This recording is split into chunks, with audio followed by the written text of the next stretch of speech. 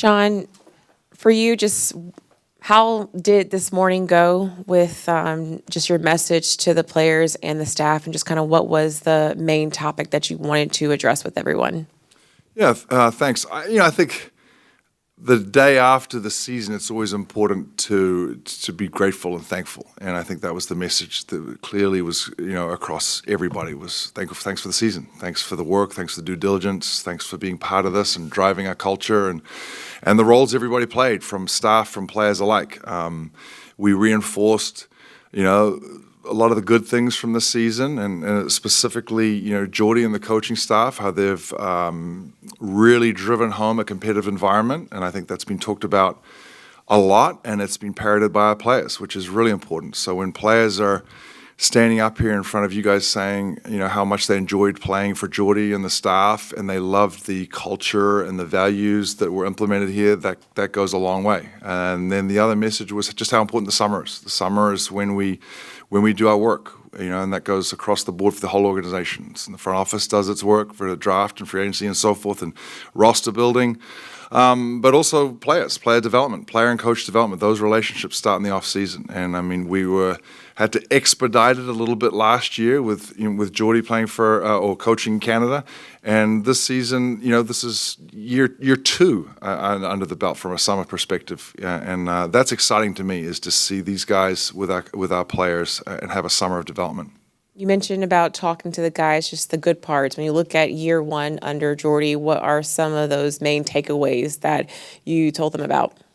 Yeah, look, it was a loud, fun atmosphere here, and that's not easy to do when it wasn't win, right? There was the hard lessons learned in there for coaches, organization, from players, and so forth. But you came in here every single day and you knew exactly what you were going to get from Jordi and the coaching staff. And I think that started, when he joined here. He had honest conversations with the players, and that followed through into the season. That's not easy to do. That's difficult. And so you knew exactly, you got consistency from him, and then we got consistency from staff and players alike, and they enjoyed that. They enjoyed knowing exactly where they stood.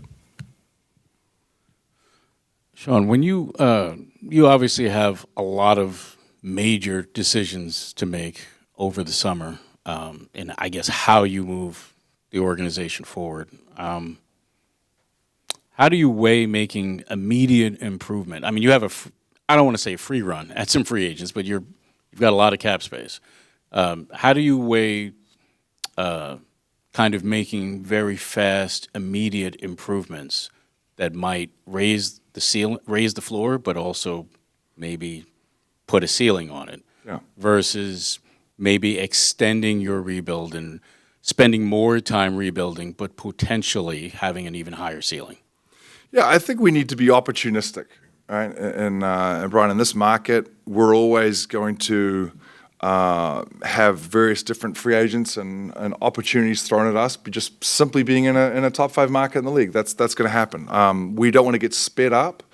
We've talked multiple times about being systematic and strategic in how we build here. We know we have 15 first-round picks in the next 6-7 years, so there's a lot of draft assets at stake. There's a lot of cap room at stake, and how we use that, it's probably too early to determine. But as you mentioned, there's a variety of different pathways we can go on, and it's just about being opportunistic as to how we build and when we go all in again, so to speak. And that could be going all in with whether it's free agents or trades, but it also could be go all in with systematically growing some homegrown talent, and we've done that in the past and grown some guys here, developed some guys here, as well as attracted top-tier talent from elsewhere.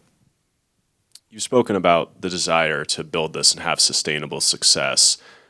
In this new CBA, how does it change the way that you feel like you have to build in order to have a sustainable success that could be like a decade plus? Yeah, well, I do think it is important to have some guys under contract that you control the contracts, so to speak. So you drafted them, you developed them, and they got to their second contract under your watch. It's difficult when you're trying to acquire max level talent on max contracts, right? Those days are probably gone of going and getting 2-3 max free agents and so forth. Those are going to be more difficult to do, but I think it's important to have some value contracts on your roster, and how we do that We've got a draft right. I think our draft process has worked. We know what's at stake this year. BJ's done a heck of a job the last several years running that draft process for us. So he's excited about what lays ahead over the next few years. And then you guys obviously lead the league in tradable first-round picks, and if a star player becomes available, you'll have the opportunity to go after that person. You know, in a player like that, what are some of the characteristics that you're looking for in that type of guy? Well, I think you will always have those opportunities, right? Whether we do it or not, when we go in, those are questions I can't answer. I mean, we're looking at somebody that fits our culture, somebody that fits the Brooklyn grit that we've talked about, competitive, selfless, being part of something bigger than yourself and so forth, and a relentless approach to development, getting better, but somebody who, if you're going after max level talent, they've got to automatically and absolutely change the trajectory of your team. This can't be well, let's go get this and lock ourselves into being a 6-7 seed. You know, if we're going, and when we go all in, you're going in to compete and compete at the highest level, contend. Hey, Sean. When you look at the free agent market, if you dabble in it, what would be your sales pitch to prospective free agents about why they should come to Brooklyn?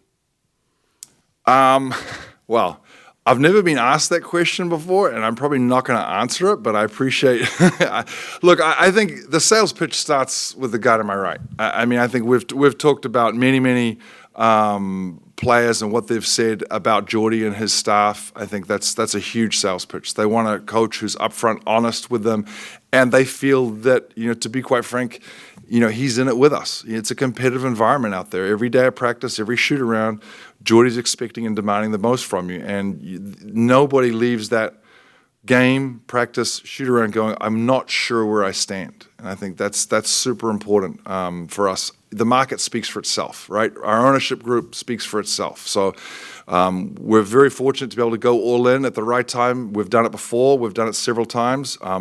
Would we do it again? I think Joe is sitting there going, at the right time, you give me the word and we'll go. So. And you obviously touched on having guys get to their second contract and re-signing them. For Cam Thomas, he's going to be a restricted free agent. Just your thoughts on potentially retaining him and what he's meant, now and possibly looking ahead. Yeah, well, I mean, this summer we have a few of those decisions to make. Cam and Daron, two guys that we draft ourselves as other free agents as well, but both of those guys have shown, tremendous development over the years. You saw Cam take on a little bit of a different role this year, several games. He became more of a playmaker out there, which is great. I know he's frustrated with not playing as many games as he did this year. So it's always great when you are able to draft somebody like those two specifically, and then they get this opportunity to, are they going to sign their second contract with us? So I look forward to this summer and look forward to those conversations with their agents, and we'll see where it all plays out. But I do think it's important to be able to keep your homegrown talent. Hey, Jordi. When you took the job here, I guess, one, what were your kind of expectations for the environment, and whether that's the support system you had or just the day-to-day or even living in Brooklyn, whatever, and then reflecting on it, a year later, having gone through a season, how did it meet or surprise, compared to your expectations? It's a good question because when I took the job, Sean and I just got to know each other. So you connect with a person and you're like, I think we can build a very good relationship. And then you go down to, the front office and players and coaches. So, getting to know people is a process and building those relationships. So reflecting on that, I think, and I said it yesterday, I felt very supported. I've done my job.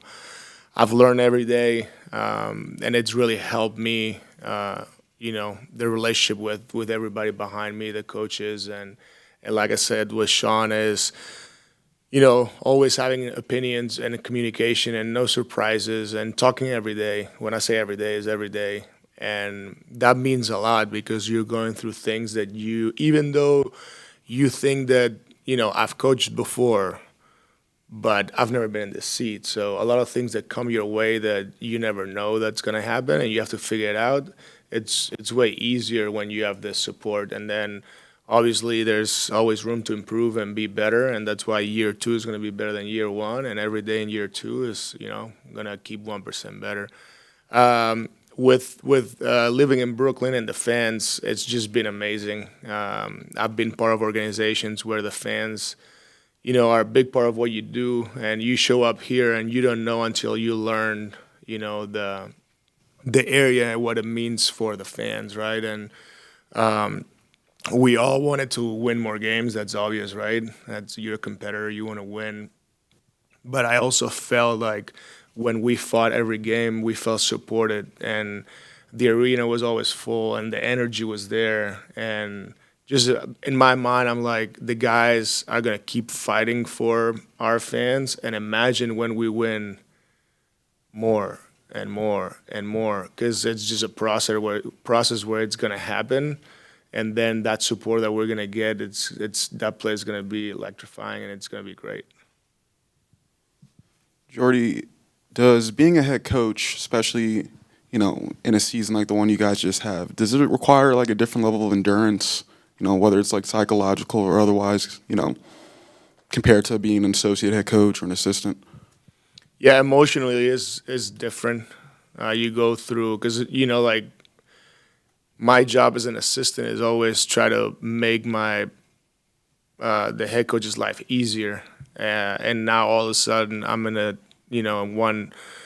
one at a different seat, and my emotions are like up and down, because like you either want to play a little bit better or win this game, or how to develop with this player, how you connect with this player. Like, you're worried about 1,000 things, and yeah, it's like emotions are there, and that's what's part of it. And we all believe that we can do the job and that we're prepared, but you only know when you know, and you only know when you do it. And having the opportunity to do it now, it was actually like a year ago, I cannot thank enough Joe and Sean for believing in me and build this together, because that's the way we believe we're going to get this done. Jordi, just about 24 hours from the end of the season, but can you reflect on what the foundation, what you've been able to do, you and the whole coaching staff, whole front office, been able to do from a foundation culture perspective, and what you've accomplished, and then kind of what is the next step of that as you move forward? Yeah, I think the best thing that you guys have not been able to see is the day-to-day. What you guys see is the product on the floor. And besides the wins and losses on the standings, we've got a lot of wins that what we consider wins. And from players getting better, right? Like, I'm giving you an example. Tyree's in a tough situation. At times, I put him play at the point guard, and he ended up with almost a 2-to-1 assist turnover ratio. That's pretty impressive. Zaire shot, I think, his best percentage in the NBA from three at 34, a little over. Jay Will almost at 34. The amount of attempts that Noah took, same as Keon. And you go down the line with all these guys. Obviously, we all want to see results, which is numbers, but the development, which is like every day, and the work they put in, and they show up, positive energy in the gym. It's not just the players, also the coaches, everybody else supporting, everybody else coming on the road and watching us, and you feel the togetherness, and at the end of the day, you see a connected group out there. So, yes, do we want more wins? Yeah, they will come, and when they come, they'll come, and they're going to we're going to sustain it, and we're going to keep increasing it. So that's how we see it this year so far. It's been, for me, in my opinion, very good. Now we have to do it again and do it better. And that's why the summer, like Sean said, is extremely important. Going off of that, having that connectivity with the staff, your coaching staff, D'Angelo just told us that the performance team gets all the credit and that it's a top-tier performance team here in Brooklyn. How were you able to build that staff and that group that all believe in the same type of foundation, the same type of culture, and then to see it throughout the season just to flourish like that? Yeah, I think it's the quality of people that we have, and that's how you drive the culture every day, and people that are pushing, in the same direction. And the one thing that is important, it's communication. Communicating on how you want to do things, so there's no different messages. A lot of times there's where there can be a little bit of confusion, and at the end of the day, you see the slippage. And I think, like, the quality of this group, the human quality has been great. They've connected with the players from performance to medical to front office to our PR group, our security. Like the relationships were there, and that's when you get your support, and you get your support in your ups, which it's easy to be connected in your ups, but also in your downs. And to give you examples is, when a player is frustrated, he's either gonna go talk to his coach or talk to the therapist because they spend a lot of time together.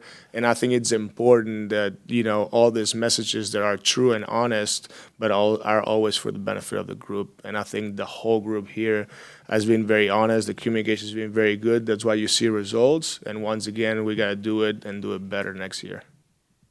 As for Sean, I've had several players say how much Cam Johnson means to them as a veteran leader and what he's been able to do for them.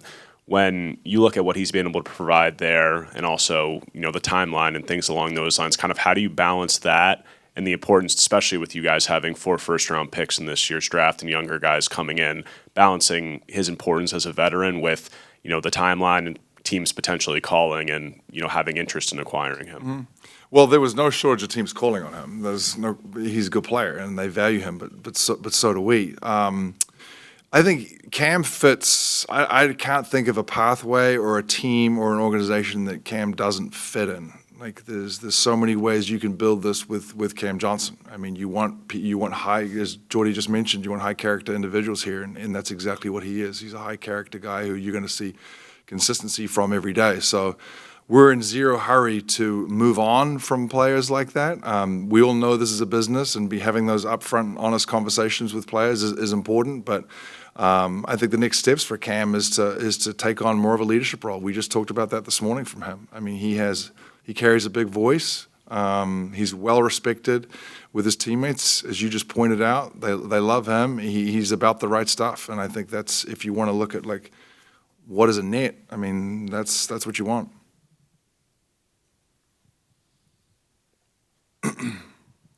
Just also for Jordi, I guess, what did it mean for you and, change in your day-to-day or whatever to have to be kind of a much more public-facing representative of a franchise, in addition to all the basketball duties, to have to talk to us twice a day? I guess, were you nervous for that?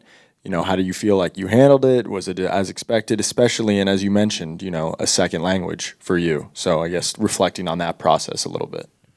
Yeah, I have to do a better job talking to you guys, that's for sure.